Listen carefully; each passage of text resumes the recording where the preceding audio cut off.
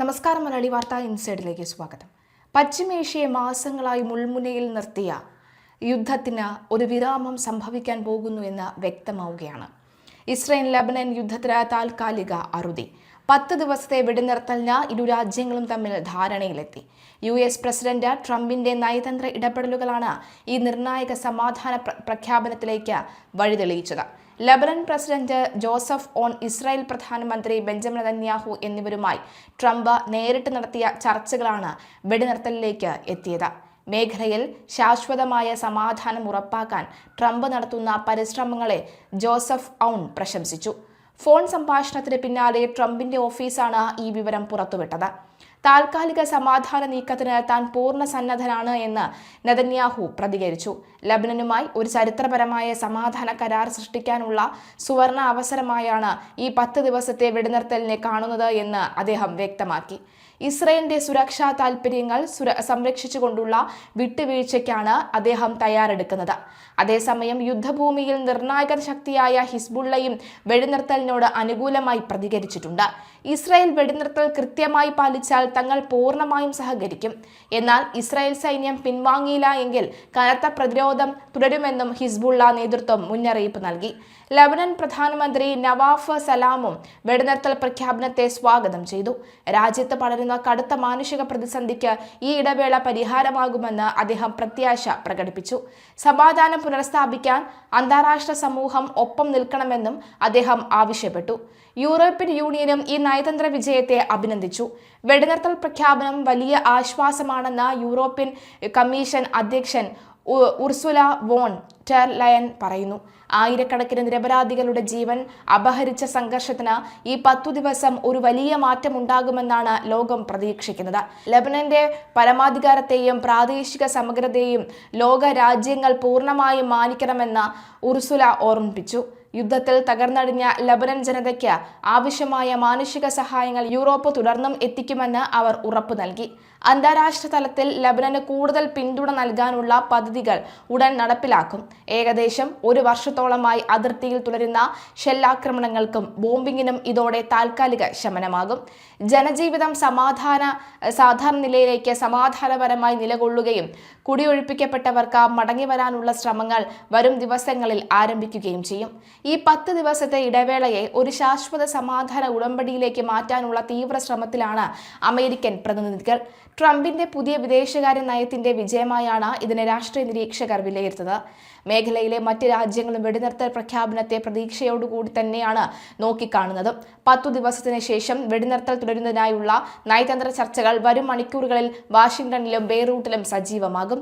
പശ്ചിമേഷ്യൻ സംഘർഷത്തിൽ വെടിനിർത്തൽ നീണ്ടുനിൽക്കുമെന്ന പ്രതീക്ഷകൾക്ക് വിരാമമിട്ട വൈറ്റ് ഹൗസ് ഇറാനുമായുള്ള താൽക്കാലിക വെടിനിർത്തൽ നീട്ടാൻ ഉദ്ദേശിക്കുന്നില്ല എന്ന് US പ്രസിഡന്റ് സെക്രട്ടറി കരോലിൻ ലെവിറ്റ വ്യക്തമാക്കി.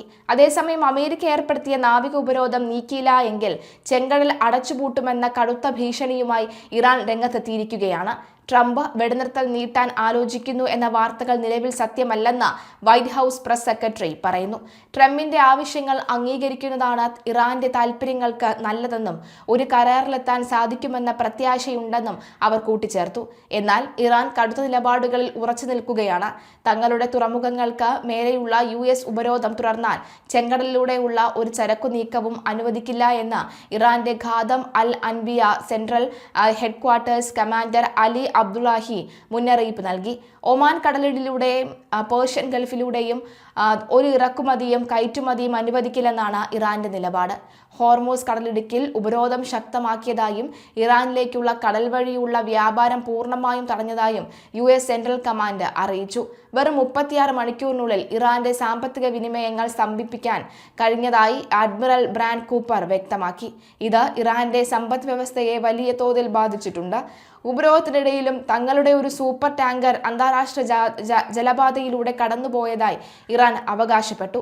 2 ദശലക്ഷം ബാരൽ ക്രൂഡ് ഓയിൽ വഹിക്കാൻ ശേഷിയുള്ള ടാങ്കർ റാഡിംഗ് സംവിധാനങ്ങൾ പ്രവർത്തിപ്പിച്ചുകൊണ്ട് തന്നെയാണ് എന്നാണ് ഇറാന്റെ വാദം. അമേരിക്കയുടെ അവകാശവാദങ്ങളെ വെല്ലുവിളിക്കാനാണ് ഇറാൻ ഇതിലൂടെ ശ്രമിക്കുന്നത്. ഇറാൻ ആയുധങ്ങൾ നൽകുന്നത് ചൈനയാണ് എന്ന് ട്രംപ് നേരത്തെ ആരോപിച്ചിരുന്നു. 2024 ഇറാൻ രഹസ്യമായി വാങ്ങിയ ചൈനീസ് ചാര ഉപഗ്രഹങ്ങൾ ഉപയോഗിച്ചാണ് US സൈനിക താവളങ്ങളെ ഇറാൻ ലക്ഷ്യം വെച്ചതെന്ന് ഇപ്പോൾ പുറത്തുവരുന്ന റിപ്പോർട്ടുകൾ വ്യക്തമാക്കുന്നു. ഇതോടെ ചൈനയ്ക്കെതിരെയും US നിലപാട് കടുപ്പിച്ചേക്കും. അതേസമയം ഇസ്രയേലും ലബനനും തമ്മിലുള്ള ചർച്ചകൾ പുരോഗമിക്കുകയാണ്.